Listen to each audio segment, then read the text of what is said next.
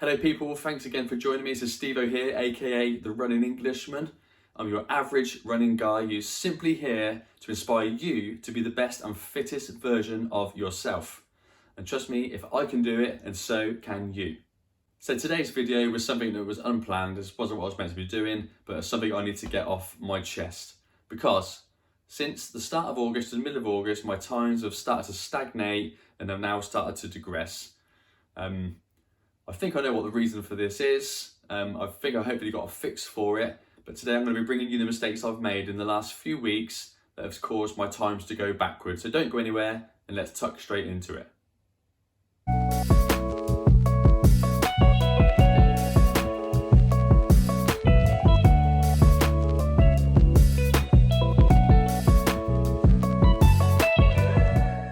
So I've said all along, I'm going to give an honest assessment of this whole thing. I'm not expecting it to be roses all the way through. I feel like I've come to my first hurdle fairly early. If you've seen my other videos, you've seen that I managed to get down to about 9-minute miles or roughly around there, which is good progress, but I'm still hoping to get lower than that. But only to see in the last 2 or 3 weeks that I've wafted back up to 9.5 to 9 minute 40 and almost back up to 10-minute miles. Now, I'm not satisfied with that. I know it can be better than that. I've got a little bit of history of running, so I'm refusing to think that that is my potential of MAF flatlined. So now I'm starting to think, what have I changed in the last 3 weeks, 2 weeks, that may have caused this to go backwards? So looking back at all the data I've got written down for what I'm trying to do with this running, my sleep seems to be the same as it always is. I don't sleep brilliantly anyway, but I was having progress with just the normal sleep. I go to bed at the same time every night. I wake up at the same time for my work.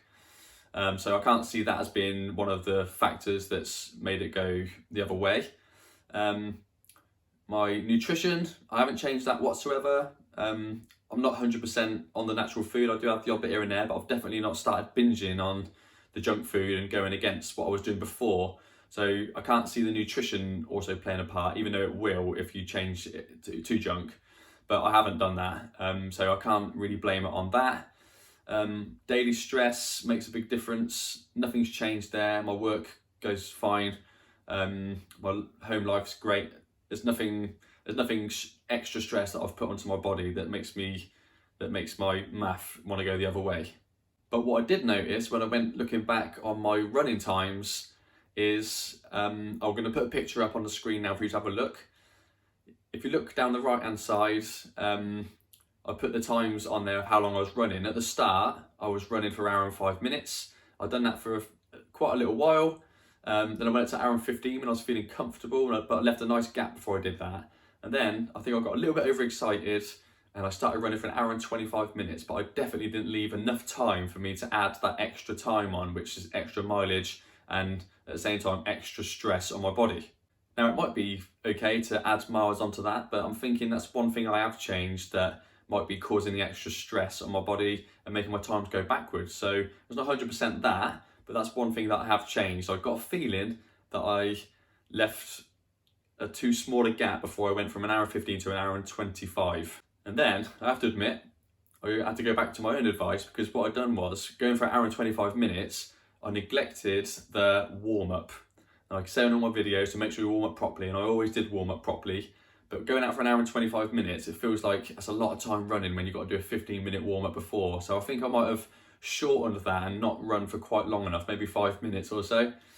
So on the full, I tell everyone to do 15 and I cut mine short. So I got a little feeling that that might be contributing to the reason why my heart rate was going too high too quick when I was out on the run. You're only warming up for 5 minutes, you've not let your body adjust for long enough, and in turn, your heart rate just goes a bit AWOL when you start doing your actual MAF run. A slap on the wrist, naughty me. But I'll learn my lesson from that, and I'll tell you what I did later on to try and fix this problem. Okay, so that's 2 things I've spotted there that might be contributing to my times going backwards. One more thing I noticed as well, I was trying my hardest not to have like that marathoner's body where you get scrawny. I know I'm quite a small frame anyway. I don't want it to really get smaller, so I've been doing extra weights.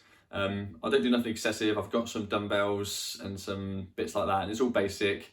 but I've started to up my reps, doing sort of 3 lots of 10. I do a full body workout each time. So I do it 3 times a week, and I do it after my runs as well. So I think the extra weights I was doing, along with the extra miles or the extra 10 minutes of running I was doing, maybe it's like slightly overtraining.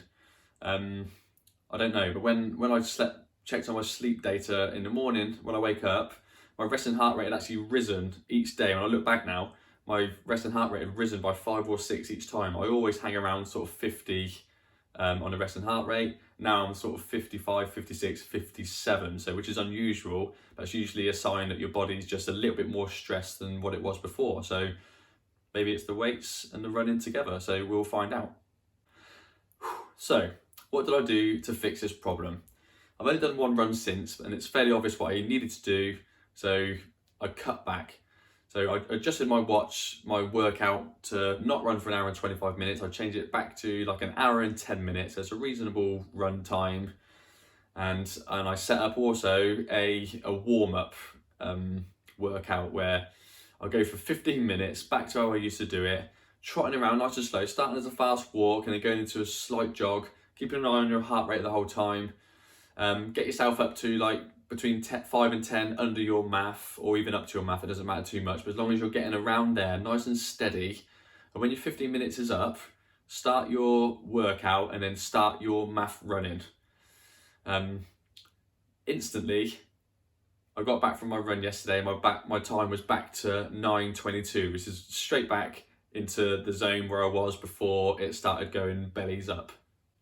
My workout when I got back was sort of half the amount of what I was doing. I don't want to stress my body too much. You don't need to be sort of battering your muscles and doing this. You know, it's hard to gain muscle anyway when you're sort of endurance running. Everyone knows that. So I think I just got to try and just be happy with how things are going. And if that's gonna disturb the process, then I don't want that.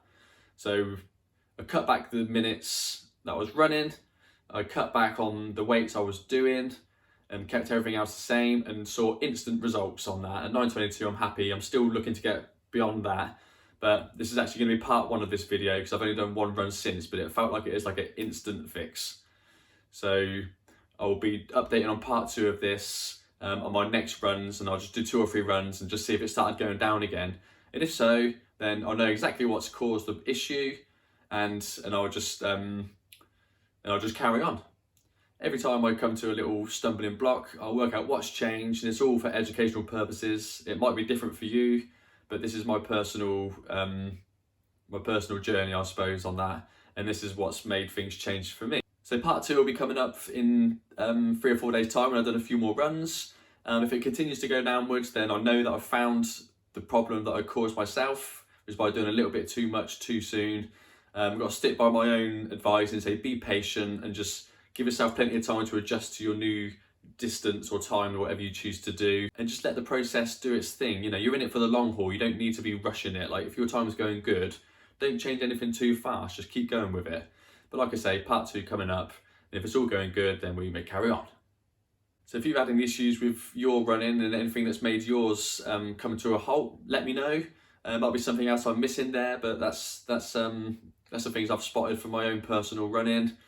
Please let me know in the comments if I've missed anything, or what worked for you or hasn't worked for you. So, and also if you like what you're seeing and this has become helpful for you, just please think about subscribing to my channel, leave a little comment on there, and I'll much appreciate it. So I'll see you in a few days. Thank you. Stevo.